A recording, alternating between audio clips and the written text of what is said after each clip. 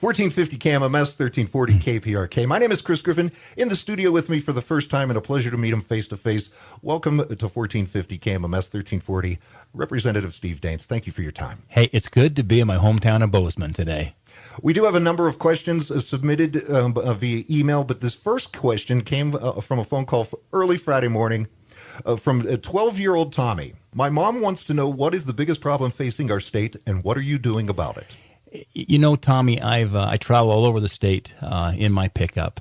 I've had a lot of great meetings, in fact, just in the last 2 weeks with a lot of our farmers and ranchers across Montana, understanding their challenges. But I would say one of the greatest challenges we face in our state right now is the lack of good paying jobs. We rank 48th in per capita income in the country. You know, Mississippi has lower wages than Montana, but there aren't too many states that do.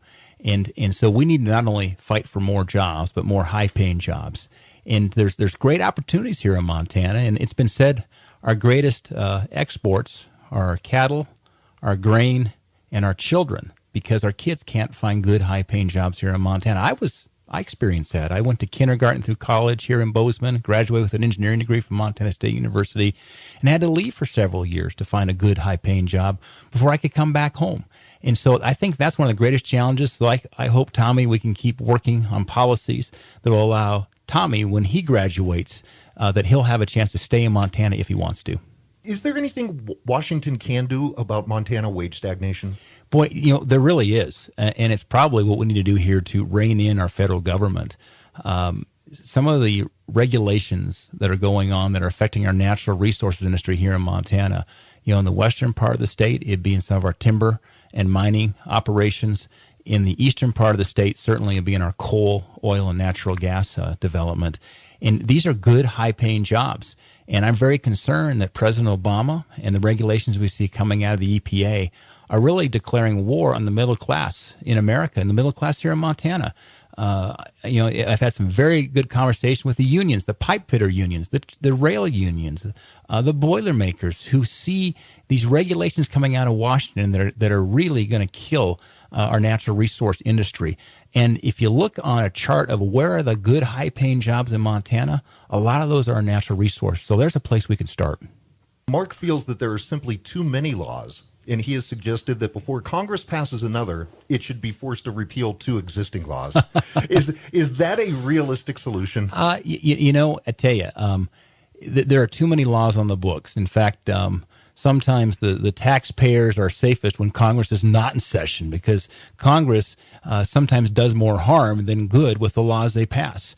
And so we need to continue to work to, I think, simplify the code and to add transparency to the process. I think one of the great frustrations that I had before I went back to Congress, and what I hear from Montanans, is what they call these big omnibus bills, where they'll pile on bills that are, you know, well, Obamacare was over 2,000 pages in length. And we need to get back to, I think, simple, straight up and down votes with plenty of sunshine and transparency so the American people really can see what's going on in these votes versus, you remember all the days of the earmarks and so forth. Now, we stopped earmarks in the House. The Senate can still do them, but the House no longer does earmarks. I think that's a positive step in the right direction. Tina would like to know, in this election year, will or can Congress pass a comprehensive spending bill to fund the government to avoid another shutdown by October 1st? I think we will, and we must. The shutdown is something that nobody wanted to see last time. We need to get reasonable heads on both sides to come together, the president and Congress, and I'm confident we will pass a spending bill in September that will allow operation of the government to move forward seamlessly. What is your stance on corporate inversion?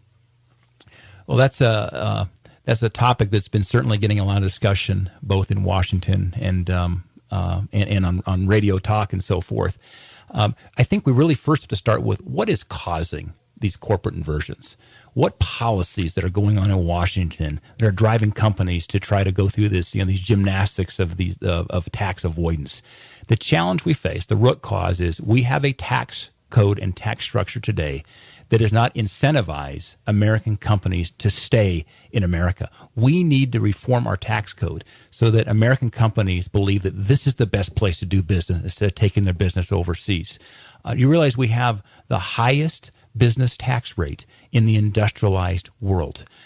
That in itself provides an incentive for American companies to go overseas. That needs to stop. And so we need to reform the tax code so that we put incentives in place that avoid this inversions and bring American jobs back to our shores instead of sending them overseas. Should the speaker move forward with the much-hyped lawsuit against the president, is it a calculated political gamble or just responsible use of his position? The Constitution begins with some very important words. It says, "We the people." It does not say, "I the president." And this applies to Republicans and Democrats. It's not just one president. Many of us believe that President Obama has abused his executive powers, but he would not be the first president to have done that. And going back to the basics of the checks and balances of the way the founding fathers put together the structure of our government, it's the role of the Congress to make the law. We pass the law. We don't pass suggestions. We don't pass ideas. We pass the law. The president's role is to enforce the law, and the Supreme Court is to interpret it according to the Constitution. We believe the president has really abused his powers, even on the Affordable Care Act by itself, some more than 30 times.